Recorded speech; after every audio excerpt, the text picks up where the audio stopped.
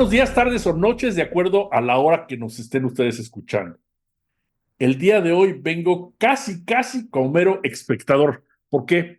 Porque vamos a hablar de un tema que a mí me resulta muy interesante, pero que soy muy ignorante, que es, vamos a entrar en el mundo del arte, pero desde el punto de vista de los trabajadores del arte. Yo me he hecho muchas preguntas en estos días diciendo, oye, ¿el artista es trabajador o no es trabajador? ¿Por qué es independiente? ¿Por qué hace su obra? Oye, me voy a la Ley Federal del Trabajo y me dice que tiene que tener una subordinación de su conducta mediante el pago de un salario. El artista subordina su conducta. Bueno, pues en un coro sí, porque pues, el director es el que le dice y tiene un honorario y todo, pero a final de cuentas descubrí que soy un total ignorante del asunto. Pero aquí tengo una gran ventaja. Estamos con Clark Rafael García Lazos, que tiene una experiencia de 27 años como docente. Además, él es artista plástico y visual, es cronista, expositor, docente de artes, tiene una grandísima experiencia, por un lado. Y por el otro lado, mi colega Octavio, que Octavio tiene más de 25 años como expositor, no solamente expositor, sino como curador, promotor de artistas, dueño de galerías, y entonces lo que creo que las preguntas estratégicas y las convicciones pues serán entre ustedes dos, y yo me voy a estar aquí feliz de la vida como un muy buen y atento espectador. Así es que adelante, Octavio. Muchas gracias, mi querido Alfredo. Encantado de saludarte, Tlalo. Pues si quieres, le Gracias. vamos entrando al tema. Vamos contestándole la primera pregunta, Alfredo. ¿Hasta dónde un artista es trabajador y dónde es una persona que trabaja por su cuenta? O, digamos, es un emprendedor o es un trabajador independiente. ¿Cómo la ves? Bueno, es que de hecho, bueno, de entrada, pues muchas gracias por la invitación para hacer esta plática. Y por otro lado, bueno, vemos directamente qué es un artista plástico visual o qué es un artista en general, ¿no? A diferencia de los escénicos, bueno, hay muchos escénicos independientes, pero también hay muchos escénicos que están ya inmersos en una tesitura de trabajo cotidiano. Por ejemplo, los músicos de alguna orquesta que ya están inmersos en un esquema directamente organizado. No, los que, digamos, de alguna manera somos artistas independientes, pues habemos, digamos, varias vertientes. Una de ellas, que es en la que normalmente la gente se entra dentro de este esquema, es que el artista plástico visual, pues tiene que buscar su creación, su producción de obras de arte y aparte ser su propio promotor cultural, ser su propio galerista, ser su propio vendedor, ser su propio, o sea, entra en una dinámica tremenda en ese sentido, cuando pues realmente el artista debería de ser nada más creación. Y en ese sentido, pues es terrible porque pues efectivamente no está, vamos, respaldado por nada, ¿no? Más que por las leyes que nos rigen, ¿no? En la actualidad. Y ahora con esta ley de inclusión a la Ley Federal de Trabajo, bueno, pues creo que de esa manera ya se tendría alguna certeza, por lo menos en seguridad social, ¿no? Que es a lo que, pues, muchos tratamos de aspirar, porque, pues, la, la, hay algunos que sí contamos con esa seguridad social, pero la gran mayoría de los promotores culturales, de los escénicos, de los músicos, etcétera, no cuentan con esa prestación, ¿no? Y, Sí. porque no No, están iba, de... iba a comentar que los que sí, que todos los que trabajan para una compañía nacional, como la Compañía Nacional de Teatro, la Compañía Nacional de Danza, una orquesta filarmónica en la UNAM, en alguna universidad pública en el país, bueno, o en orquestas filarmónicas o sinfónicas privadas y compañías de teatro privadas. Esto, pues, de alguna manera tienen son trabajadores del arte, pero bueno, tienen, digamos, en principio ciertos, no digo privilegios, pero sí ciertos derechos al estar realizando un trabajo subordinado que deberían de tener ciertas condiciones que no tienen necesariamente, como tú bien dices, sobre todo los trabajadores visuales o los artistas de brocha no gorda, porque también los de brocha gorda tampoco a veces la tienen, pero hablamos de artistas de pincel que en la mayoría de los casos no tienen una protección social, ¿no? No tienen una protección de seguridad social y porque no realizan un trabajo subordinado. En el mejor de los casos, y ahorita si quieres lo comentamos, pues tienen una relación directa o con su promotor o su promotora o con su galería, ¿no? Y es que en ese sentido ya vienen otro tipo de cuestiones, como por ejemplo los derechos de autor, y en donde entra perfectamente la Ley Federal de Derecho de Autor, y más otras leyes que engloban toda la protección intelectual alrededor del mundo. En ese sentido, pues los derechos morales y patrimoniales del artista, pues tienen que ser protegidos y también para ello es, bueno, ¿qué hago como artista para proteger mi obra, ¿no? Mi creación. Bueno, por eso hay también las sociedades de gestión colectiva, como por ejemplo, la Sociedad General de Escritores, la SOGEM, la Asociación Nacional de Intérpretes,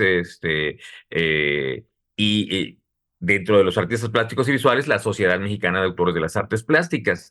Y en ese sentido también hay una unión acerca de estas sociedades autorales, como lo es la UNSAC, por ejemplo, que es la Unión Nacional por el Acceso Legal a la Cultura. Este, entre otras, ¿no? Confederaciones nacionales, confederaciones internacionales, como lo es la Confederación Internacional de Sociedades de Autores y Compositores, la CISAC, que está en la sede en París, Francia, y, y todas ellas, pues, tratan de proteger los derechos de autor en todo el mundo.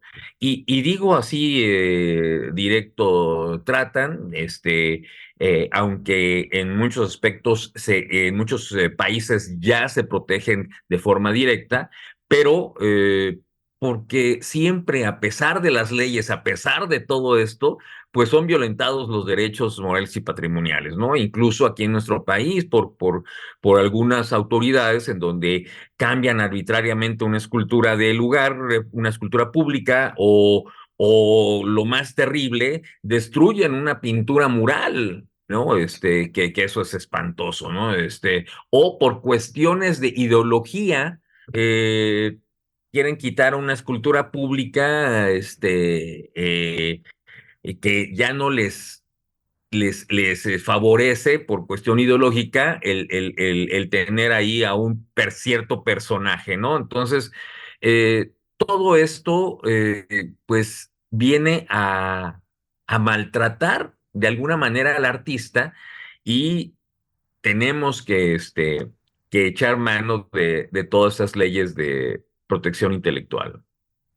Sí, y estoy de acuerdo contigo, se protege de una manera u otra el derecho, la propiedad intelectual, pero hablando del artista per se, pues no se protegen muchas veces sus propios derechos de otra índole, ¿no? Y sí, un poco en la lógica de cuando platicábamos Alfredo y yo de hacer este podcast, este episodio del podcast, decíamos, es que los trabajadores de la cultura en México, sobre todo los que son independientes, pues sí están muy excluidos de los beneficios de la Ley Federal del Trabajo, porque trabajan por su cuenta, tienen que comprar sus materiales, trabajan a veces en condiciones insalubres, no las mejores, porque sus estudios no son los mejores. Bueno, ha pasado con artistas de gran renombre que terminan inclusive muriendo porque trabajaron con Claro. químicos o con productos que no supieron bien manejar y no, a lo mejor no usaron guantes o el equipo de protección para sus pulmones, y luego pues terminan enfermos hasta psiquiátricamente o físicamente con algunos deterioros y no hay quien los proteja, ¿no? Y en ese sentido, en México, a diferencia de lo que sucede en algunos otros países, principalmente creo que en Europa, pues no hay protección para los trabajadores o para los artistas en general, ¿no? Sí, claro, claro. Esto que mencionas me recuerda al maestro Luis Nishizawa, que precisamente tuvo efisema pulmonar porque y trabajaba con mucho tipo de químicos, ¿no? Le encantaba hacer sus preparaciones, le encantaba hacer eh, este, todo ese tipo de alquimia, digamos, ¿no? Mm. Entre muchos otros, ¿no? Escultores Cauduro, ¿no? principalmente, Cauduro recientemente. o Rafa también, sí, sí, claro, ¿no? Sí. Pero bueno, hay muchas cosas de las que no nos imaginamos comúnmente, que pasan los artistas, ¿no? Y casualmente y paradójicamente es el sector cultural, es uno de los sectores que apoya bastante al Producto Interno Bruto de un país. Estamos hablando, por ejemplo, hace algunos 15 años más o menos, si no es que un poco más, el economista Ernesto Piedras hizo un ejercicio de cuánto vale la cultura en nuestro país. Y en ese entonces marcó una gran diferencia de cuánto ingresa por el sector cultural en medida del Producto Interno Bruto. Y en ese sentido, marcaba que es más o menos 3 veces lo que ingresa por la industria automotriz. Entonces, estamos hablando de que en ese entonces la industria automotriz ingresaba el 2,4% del Producto Interno Bruto y el sector cultural ingresaba alrededor de 6,8%, ¿no? Entonces, digo, es una gran diferencia, es un gran ingreso y no se le regresa a la cultura ni siquiera el 1% del Producto Interno Bruto, ¿no? Entonces, eso es impresionante cuando la Sí. UNESCO es lo que establece, que por lo menos sea el 1%, debiera de ser el 2%, pero si no es el 2%, que por lo menos sea el 1% a la cultura, ¿no? Y no me quiero meter en temas de mucha política, sobre todo en relaciones de sexenio, donde ha sido una tragedia el abandono al sector cultural, porque este 1% al que tú haces mención, pues se ha reducido de manera dramática. Yo acabo de ver una estadística reciente en relación a esto, claro, que más o menos dice que la cultura en México representa como el 5,3%, 5,5% del Producto Interno Bruto en el día de hoy, ¿no? Y te iba a comentar, pues es un fenómeno lo que generan luego ciertos artistas, quizá mucho relacionado con la música y todo, pero el fenómeno por ejemplo, de Taylor Swift en Estados Unidos, lo que le ha generado a Claro, donde ella va en términos de turismo y de cosas, porque claro. la gira es de $1,000 millones, más o menos, lo que ella va a recibir o lo que recibe el tour, pero indirectamente se han gastado más de $7,000 millones para la gente ir a verla, porque pues, la gente tiene que trasladarse, la gente tiene que hospedarse en un hotel, tiene que llegar a comer a un lugar, tiene que rentar automóviles, tiene que bueno, pagar taxis. O sea, en México pues lo hemos visto este fenómeno porque vienen ciertos artistas que luego las personas de Centro y Sudamérica no tienen acceso y vienen a México o de otros lugares de la Así es. República, te mueves así. Entonces, es bien interesante. Oye, claro, ¿qué piensas tú del tema de la artesanía en esta lógica? Porque es un tema bien interesante que también hemos un poco descuidado, por no decir descuidado mucho. Sí, mira, y medido precisamente por cuestiones internacionales, estamos viendo que hace 5 años fuimos en Colombia, premio nacional, premio internacional de artesanías. ¿Sí? Ajá. ¿Por qué? O sea, primer premio, ¿no? ¿Por qué? Porque se ve el trabajo y lo ganó el teñido con la cochinilla, Grana cochinilla. grana cochinilla, exactamente. Y bueno, esto fue dos años consecutivos y el tercero, pues me mermó al segundo lugar, que no es ninguna merma para mi punto de vista. ¿Por qué? Porque decidieron, bueno, ya a quién más se lo otorgamos, ¿no? Y se lo dieron al trabajo de Tamo en Pasto, que es este trabajo que hacen con las varitas, Ah, entretejidas y demás, ¿no? Entonces, este tipo de cosas, pues de verdad que se siente uno orgulloso de ser mexicano y de tener toda esta tradición artesanal con nuestros artesanos, ¿no? Que muchos de ellos son creadores. No estoy discriminando a ningún artesano porque de hecho los que replican la artesanía hacen un excelentísimo trabajo con una calidad brutal, pero hay sus creadores dentro del diseño artesanal y esos son también los que se tienen que proteger en todos los sentidos, ¿no? El artesano, el artista plástico y visual y el diseño, incluso el diseño arquitectónico, que es poco remunerado, y me refiero porque un arquitecto tiene que hacer la chamba, si no, no vende su diseño, ¿no? Por lo general regalan su diseño para que hagas tu casa, o el diseñador gráfico que también, o te hace todo el trabajo de papelería o no puede vender su diseño, ¿no? Y eso es terrible. ¿Por qué? Porque las ideas, la creación es lo que se vende, es lo que genera recursos. O sea, la materia prima es la materia gris de nuestro cerebro para poder generar ideas. Ya las herramientas y materiales que utilizas, bueno, son el complemento para generar esas ideas, ¿no? Y en ese sentido, es como tenemos que ver también que somos pues generadores de riqueza por como lo veamos, ¿no? Incluyendo cuando no vendemos, ¿no? ¿Por ah, qué? no, claro. Yo creo que Porque hacemos, vender o no vender no te hace diferente a ser mejor o peor creador, ¿no? Porque hay otras circunstancias del mercado y del claro, entorno que hacen una gran diferencia. Y fíjate, lo dices bien.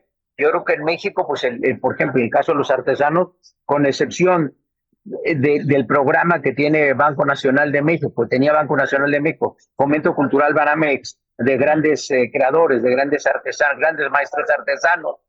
Había algo, en su momento FONAR daba premios interesantes, no sé, ahora desconozco cómo está el programa. Yo presidí FONAR, no fui el director general, fui el presidente del órgano de gobierno, estaba Rosa María Rojas como directora general, y los premios eran muy buenos, en montos muy interesantes, con mucho reconocimiento a los artesanos. Quiero decir que en Nueva Zelanda me tocó ver ese proyecto.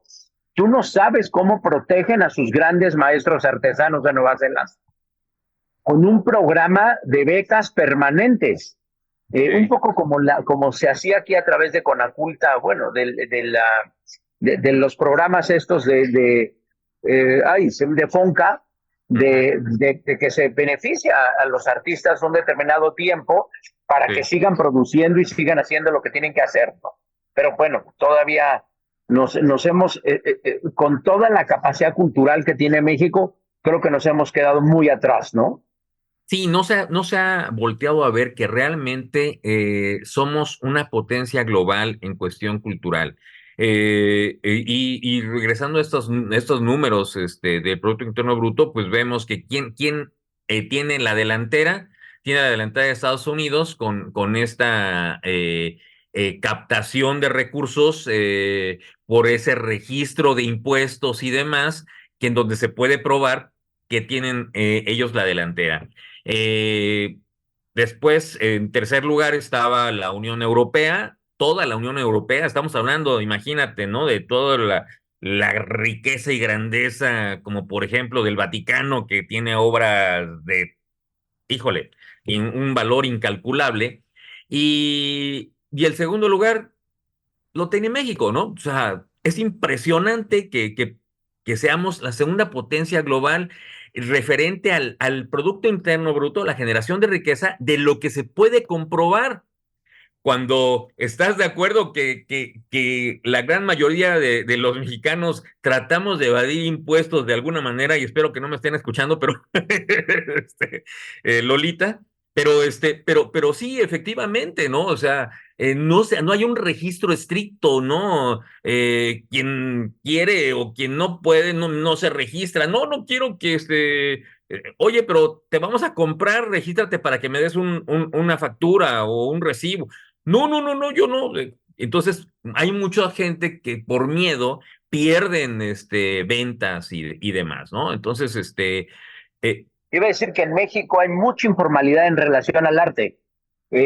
Por eso que tú comentas, claro, que, o sea, mucha gente no se registra, entonces no se sabe cuánto realmente se está vendiendo y comprando. Y además iba a decir que también tenemos esta terrible cultura del regateo a los artistas y a los artesanos, que tampoco ayuda a hacer un mejor mercado. Y por el otro lado, voy a decir una cosa que no le va a caer bien a mis colegas galeristas. Que los galeristas son muy mentirosos diciendo que vendieron una cantidad de obras a unos precios que no venden. Y ves hoy las tragedias de cómo están cerrando las galerías en el mundo. Ayer anunció Marlboro, después de 78 años de existencia, que cierra su galería. Entonces, sí estamos viendo en un proceso de transición del arte muy interesante, en donde hay cosas que juegan muy a favor, pero también que hay elementos que están jugando en contra. Cuando comentamos esto, Alfredo, y a mí me gustaría que tú profundizaras en ello, tú decías, a ver, se puede ser un buen arquitecto, hay muy pocos buenos arquitectos o pocos arquitectos muy reconocidos, y sí. luego hay pues cientos o miles o decenas de miles o millones de arquitectos que no son reconocidos. Igual pasa en el arte, ¿no?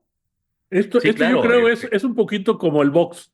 Yo creo que hay muchísimos boxeadores, cientos de miles de jóvenes que quieren boxear, pero solo hay un solo Julio César Chávez. En este caso, a mí me da la impresión de que también los artistas, artesanos, y no sé por qué la diferencia entre artista y artesano, ahorita qué bueno que ojalá me la puedan dar ustedes la diferencia, pero los artistas o los artesanos a veces, en cuanto uno se empieza a despuntar, todos empiezan a copiarle o su estilo o su obra. Si tú te vas, por ejemplo, a Jalisco, todos quieren hacer alebrijes como los hacían idénticos, ¿no?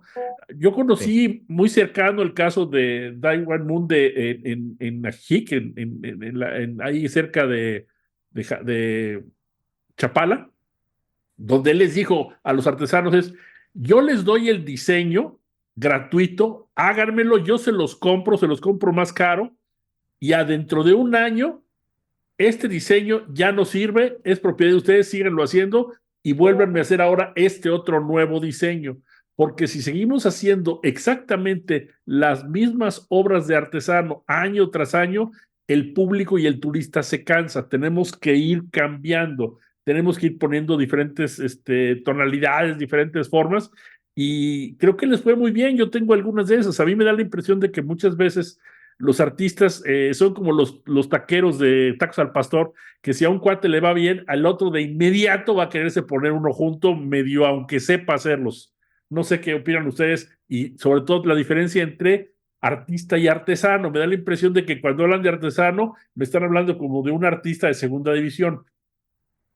No es, aunque muchos lo toman y sobre todo en Latinoamérica, que se toma de alguna manera la palabra artesano de forma peyorativa, porque incluso en San Juan de Pasto, Colombia, hay un gran movimiento en donde no, son artistas también, ¿no?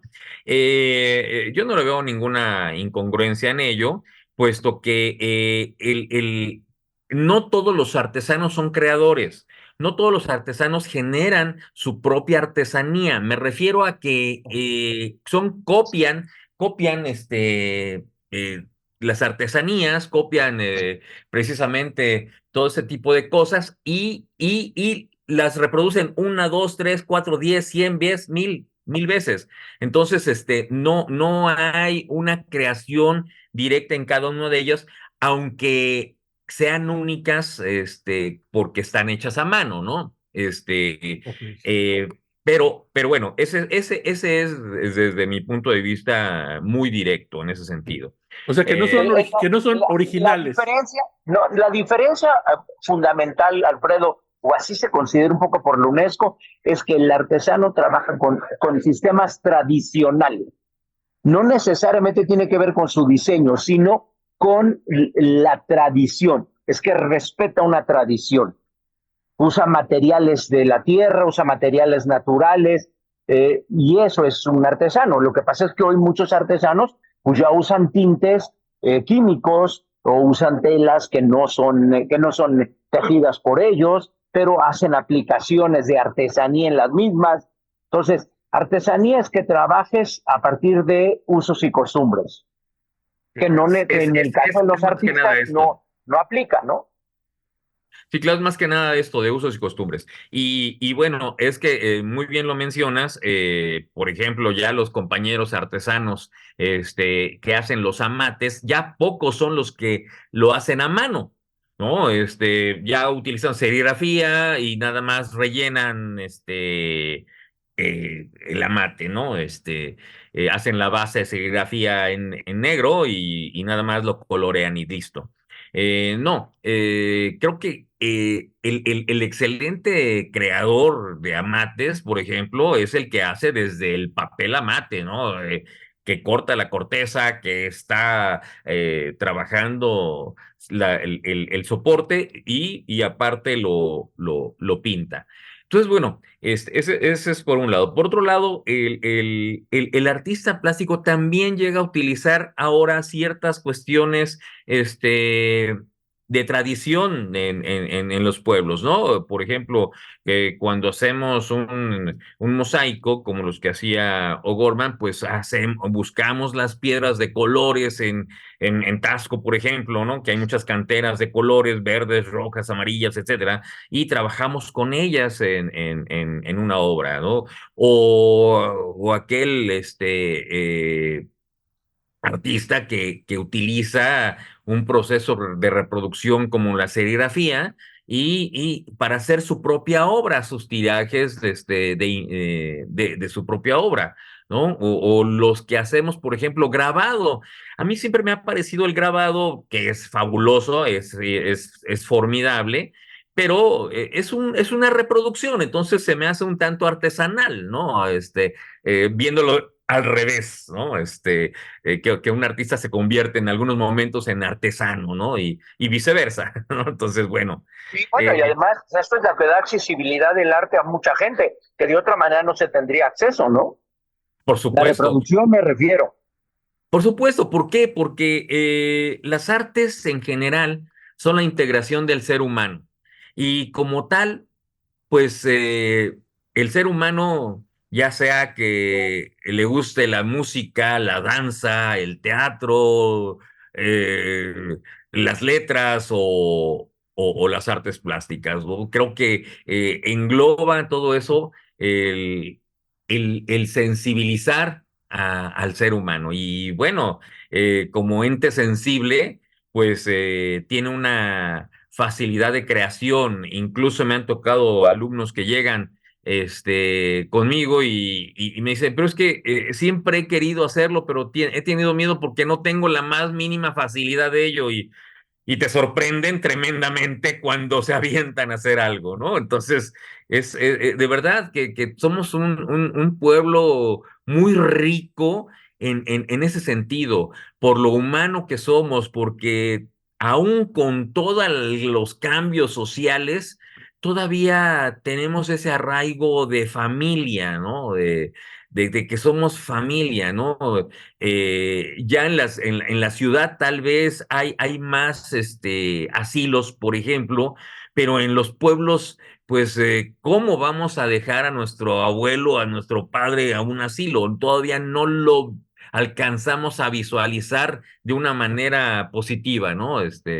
Y eso hace que de alguna manera se mantengan más las familias sensibles y obviamente pues también este quehacer de transmitir de padres a hijos nuestro quehacer. Yo trabajé en Olivetti y teníamos una gran tradición donde cada año se hacía un tiraje de serigrafía para nuestros clientes. Y entonces hacíamos tirajes de 200, 250 de un determinado artista, algunos más conocidos que otros. Creo que era un muy buen negocio para los artistas y les iba bien y a nosotros eran regalos que realmente apreciaban mucho, mucho los clientes. Pero aquí yo te podría decir, si me voy yo al nivel del artista, yo te puedo decir, un artista va a ganar dinero de acuerdo a su chichifo, o sea, depende mucho del que lo va a explotar, a menos de, o un artista por sí mismo puede hacer todo. Me parece muy difícil, claro, porque yo creo que un artista va a depender mucho de en manos de quién se ponga. No sé qué opinen de este asunto. Sí, definitivamente en lo personal, pues tengo la experiencia. Entre más te expongas, pues mayor posibilidad tienes de venta. Y es que también pasa mucho con la formación, ¿no? Cuando yo todavía por tal vez romanticismo no veo a la obra de arte como una mercancía, ¿no? Porque la ves como tus hijos. Como son tu creación, ¿no? Entonces, eso es terrible porque te frena al mercar tu obra. Pero bueno, viendo esto que me preguntas, pues sí, es cierto, o sea, no podemos ser todólogos, aunque muchos lo hagamos así, y tienes una baja capacidad de creación, de venta, de promoción y de todo. Quien mucho abarca, bien dice la letra, poco aprieta, ¿no? Entonces, de hecho, sí necesitamos de los dealers, sí necesitamos de los galeristas, sí necesitamos de toda esta, ahora, de las plataformas de venta de obras de arte, pues para poder estar en constante movimiento y sobre todo que te conozcan y sobre todo que llegues a vender, ¿no? No es lo mismo tener en una sola galería que tener en 10 galerías, 10 posibilidades en un mes, ¿no? Sí, iba a comentar, perdón, Alfredo, nada más iba a Sí, complementar no, esto, no, además. perfecto, porque ahora tu negocio es, quiero que escucharte al revés, porque yo te puedo decir, oye, a un galerista no le interesa un artista que esté en veinte galerías, sino yo te quiero de exclusivo, porque esto a mí me interesa más porque el que busque tu obra ya sabe que la va a encontrar conmigo. ¿Qué tan explotados son? ¿Qué tanto es ese negocio, Octavio? Tú que has estado mucho tiempo como galerista. Mira, a ver, ahorita te contesto con mucho gusto. Eso nada más iba a decir lo otro, un poco en relación a tu primera pregunta, Alfredo, perdón. Iba a decir, mira, ha pasado con artistas del tamaño, no sé, de Dalí, que sí, él era artista, promotor, vendedor, hacía todo y bueno, y quien le ayudaba a vender la obra era absolutamente secundario. Pero ahí entonces se forma una nueva base, mucho más reconocida ahora, ves que cuánta gente trabaja para el artista. A ver, desde la época de Miguel Ángel ya había gente en los talleres de los grandes artistas. Los grandes artistas nunca han hecho la obra solo, casi siempre fueron acompañados. Hoy, Demian Hirsch, que ahora está exponiendo el Museo Jumex en México, tiene un gran equipo de gente que lo ayuda. Jeff Koons, Ai Weiwei en Berlín, ¿no? El artista chino contemporáneo, tiene un taller en Berlín que te mueres de la cantidad de personas que tiene con él. Cuando ha inaugurado, me tocó estar en una exposición de él en Londres, cuando inauguró decía, a ver, esta exposición sí es mi creatividad, un poco en la lógica de ser Tlaloc, pero y el trabajo de 50 personas que me ayudaron a hacer las obras, si no, no se hubieran podido hacer. Entonces, ¿qué pasa con las galerías y qué pasa con los... Mira, se creó un personaje, un puesto que no existía hace 30 años, que se llama el curador, porque antes eran solo museógrafos. A ver, sí, normalmente un galerista lo que quiere es exclusividad, pues como la quieren las cerveceras y la quieren las refresqueras. Y dices, a ver, si tú vendes tu obra en muchas galerías, sí es bueno, sí es relativamente bueno para el artista, pero también puede ser contraproducente porque entonces ninguna galería le va a dar el empuje o va a trabajar con el entusiasmo para promoverlo, para llevarlo a ferias, para tratar de promoverlo, difundirlo frente a sus coleccionistas o a sus clientes.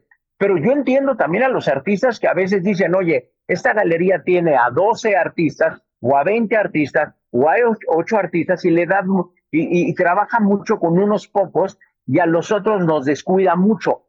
Entonces, yo he hecho mucho trabajo también de buscar, cuando creé X Espacio, la galería en el año 2011, a ver, hicimos más de 100 exposiciones, perdí dinero que dio gusto, pero una de las cosas que más satisfacción me da es que más de 50 jóvenes artistas mexicanos y extranjeros se expusieron por primera vez en una galería, porque no encuentran los espacios para dónde exponer. Uno de los graves problemas que le falta a los artistas, que tienen los artistas mexicanos o extranjeros que viven en México, es que no tienen lugares donde exponer. Y luego el gobierno, los gobiernos, cuando hacen exposiciones, siguen llevando exposiciones de los mismos artistas. Tenemos que brincar. Tú decías ahorita un ejemplo perfecto, Alfredo, que es, sí, esto es lo que está de moda ahora, pero pues el otro año ya tengo que traer cosas nuevas. Y en México, mi impresión es que siempre hemos estado promoviendo siempre a los mismos artistas y no hemos hecho un gran esfuerzo para promover a las nuevas generaciones. Los museos estatales, municipales e inclusive federales deberían de dar muchas más opciones a nuevos artistas y creo que no se las damos, no se les ha dado en ninguno de los ámbitos. Creo que muy poco en danza. Tuve la oportunidad de estar cerca de una bailarina y una coreógrafa y directora y había muy pocas oportunidades.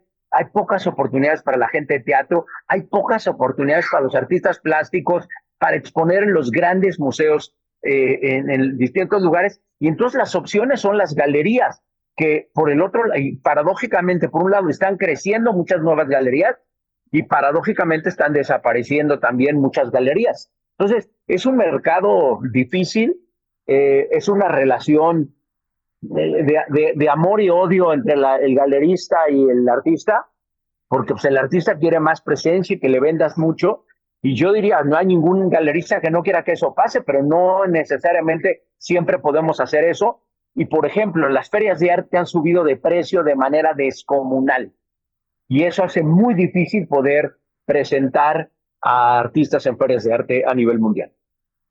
Sí, y esta noticia que yo no la sabía de la Galería Marlborough, qué terrible, porque pues los artistas, tienes tus metas, ¿no? Así como llegar a exponer en un individual en el Palacio de Bellas Artes, no en una colectiva, sino en una individual, o llegar a exponer en la Galería Marlborough, donde si expones ahí es porque ya tienes todo vendido, ¿no? O sea, ¿y qué te importa que te cobren el 80% de comisión? O sea, ¿por qué? Sí, Porque tienes todo vendido, porque te hacen un libro, porque te promueven, Pero esa parte es terrible porque a mí me tocó ver cómo llegaba una persona, una pintora a la galería de Chumacero, en donde le dijo, oye, baby, le traigo a enseñar mi obra, así toda contenta, etcétera, ¿no? Eso es lo que yo hago, y muy buena, por cierto, y le dijo, ah, perfecto, cuando cumplas 20 años de producción, me vienes a ver, entonces sí te recibo, ¿no? O sea, ahorita vas empezando y pues no tienes currículum vitae, entonces, ¿para qué te recibo? O sea, y bien lo mencionas, se dan los espacios, pero bueno, hay espacios para todo y hay formas y vamos, yo creo que no todos los artistas somos para todos los espacios,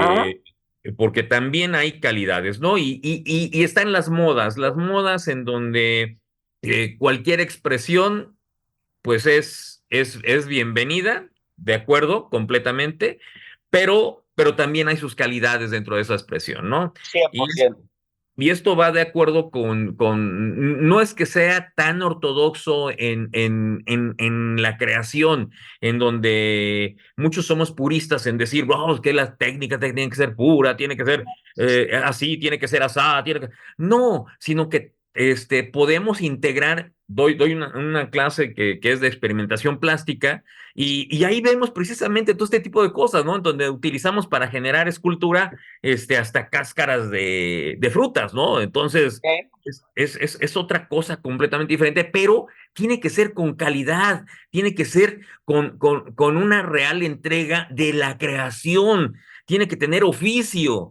tiene que tener todos esos elementos que de alguna u otra manera, al verlo de lejos, dices tú, esto es una obra de arte, ¿no? Sí. Pero en lo personal, yo difiero un poco de la obra de arte que se tiene que explicar para poder ser. Entonces, digo, eso es espantoso, ¿no? O sea, uno de mis hijos tiene que ser por sí mismo, no, no Claro, tener que claro. explicar, mira, es que él actúa así porque es así. No, no, no, no, tiene que ser por sí mismo, punto, ¿no? Entonces, bueno, ese es Ahora, la apreciación. no me acuerdo quién citó esto que decía que el arte no termina con el trabajo del artista, sino termina con la interpretación que hace quien estuvo expuesto a ese arte para dar su punto de vista.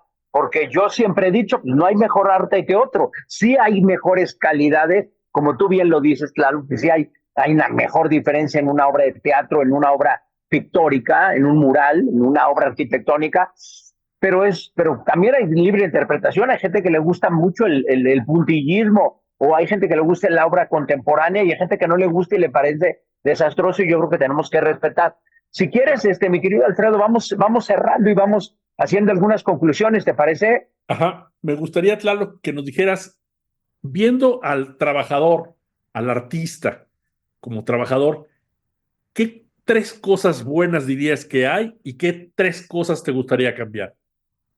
Bueno, eh, el artista plástico y visual como trabajador de la cultura o de las artes es una cosa que ya mencioné, que es creador, que genera de la nada una idea, una obra. Dos, que a través de su obra, sin pensarlo, sensibiliza al espectador. Que no siempre es así, pero bueno, este, No, no. he visto desgraciadamente en algunas exposiciones en donde en un jardín del arte en Casino de la Selva, cuando todavía existía, en los ochentas, pasó una familia con su hijo. El hijo estaba, mira papá, mira, mira, mira, ve eso, ve eso. Y el papá, derecho, no vio nada, ni escuchó a su hijo, ni nada, ¿no? Espantoso. Pero bueno, este, el ser humano es sensitivo, percibe todo lo que está a su alrededor por naturaleza.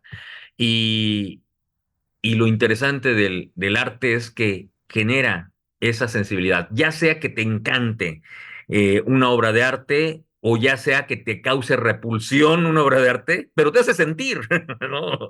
Lo uno o lo otro, pero te hace sentir. Eh, tres, que de alguna manera también el artista, pues es un ente sensible y no es ajeno a su entorno. Nunca es ajeno a su entorno. Siempre genera de acuerdo a su entorno. Si el entorno es agradable, es toda bondad, pues genera en esa manera. Si el entorno es terrible, tortuoso y demás, también genera de esa manera. Pero genera. Y eso es lo rico del artista. Y ahorita, ¿qué es lo que nos gustaría cambiar? Bueno, pues precisamente que no se siga viendo al artista como un simple objeto que puedes utilizar a gusto o vestirte de etiqueta para un evento y decir, yo organizo este evento, ¿no? No, o sea, tenemos que impedir ya ese tipo de prácticas en donde simplemente te utilizan y te sueltan. Y adiós, bye, ¿no? Es lo que muchos gobernantes han hecho, al solicitarte una exposición. Y bueno, lo otro es que generan precisamente una relación más cordial entre galeristas y artistas en ese sentido, ¿no? Muchas veces, muy bien se mencionaba hace un rato, en donde la relación con el galerista, bueno, el galerista dice que quiero tenerte de exclusivo. Bueno, ok, pero entonces vamos a firmar una exclusividad. Y al firmar una exclusividad significa también una remuneración por esa exclusividad. Entonces, cosa que también genera un gasto para el galerista y una mayor atención para poder recuperar ese gasto, ¿no? Y para poder multiplicarlo además. Entonces, hay cosas que se tienen que entender, que el artista tiene que entender del quehacer del galerista, porque muchas veces dice, oye, es que me quita el 30, el 40, el 50%, qué terrible, ¿no? Pero ¿qué hay detrás de una galería, de una promoción? ¿Cómo es que vende un galerista, no? O sea, eh, y bien es cierto que también ha habido espacios como hoteles o restaurantes o centros culturales que te apoyan para la creación de exposiciones y, y bueno, tú ves que el momento de la inauguración le metes de 300 a 600 personas y bueno, ahí hay un gran intercambio con el local, con el negocio. ¿Por qué? Porque va generando que se acerque más clientes a ese lugar. Entonces, y aún así tratan de cobrarle al artista por exponer y aún así creo que hay un intercambio ahí que debiera de tomarse en cuenta y debiera de verse así, porque cuando el artista es entregado, pues habemos quienes hacemos 1000 invitaciones para nuestra exposición, ¿sí? O hacemos 1000 llamadas sin Eh, exagerar, para invitar a la gente a que asista, porque es más directo, es más humano, ¿sí? Que ahora en redes sociales, digo, yo he tenido amigos que si ven en la red social que vas a exponer y, es que no me invitaste, no fui por eso, ¿no? O sea, oye, pero estaba ahí en la invitación, sí, pero pues no me invitaste. Entonces, todavía hay esa cuestión.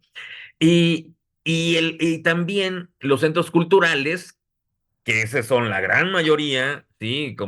No quiero decir secretarías de cultura, ni institutos de cultura municipales, ni estatales, en donde se hace una presentación de un libro, van 5 presentaciones de 5 libros, que van los autores, van los familiares de los autores, y en la sala nada más hay 15 personas contando a los autores, ¿no? O sea, eso es una aberración impresionante. ¿Por qué? Porque los centros culturales no hacen su trabajo. Esperan que todo lo haga el artista, el presentador, ¿no? Entonces, no, pues invita a tus familiares, invita a tus cuates. O sea, a los que queremos llegar es a otra gente que no nos conozca, a posibilidades de venta, a posibilidades de intercambios, a posibilidades de manejo de nuestra propia obra. Entonces, esa es otra de las cuestiones en las políticas culturales que hay que cambiar. Hay que cambiar también el interés directo, porque tienen que verlo así, que se produce, se genera, se crea mayor derrama económica, como ya lo mencionamos, hacia el Producto Interno Bruto, hacia los lugares donde se generan estos pequeños epicentros de captación de recursos, ¿no? Tienen que verlo así, porque no somos nada más el evento pasajero, no. Son actividades en donde se tiene que invertir para tener una remuneración mayúscula. Perfecto. Octavio, si eres tan amable de cerrar con tu comentario final. Muchas gracias, Alfredo. No, el final te lo dejo a ti porque lo haces muy bien, así como la introducción. Entonces, yo nada más quiero decir, en esta última lógica que decía Tlaloc, yo creo que en materia de cultura, el país, México y cualquier país, debería retribuir mucho mejor a los artistas que lo retribuyen en términos generales. Y sí, la generación del Producto Interno Bruto de los artistas en general es de alrededor del 5%, debiéramos apegarnos a esta recomendación de la UNESCO de por lo menos retribuir con el 2% hacia la comunidad artística en el país de lo que se recibe. Muchas gracias, Alfredo, y muchas gracias, Tlaloc. Bueno, pues Gracias. muy buenos días, tardes o noches, de acuerdo a la hora que nos escuchen. Les agradecemos muchísimo su presencia y le damos las más grandes gracias a nuestro amigo Tlaloc Rafael García Lazos y a nuestro queridísimo Octavio Aguilar. Esperamos que vean este podcast el próximo domingo a las 7 de la mañana.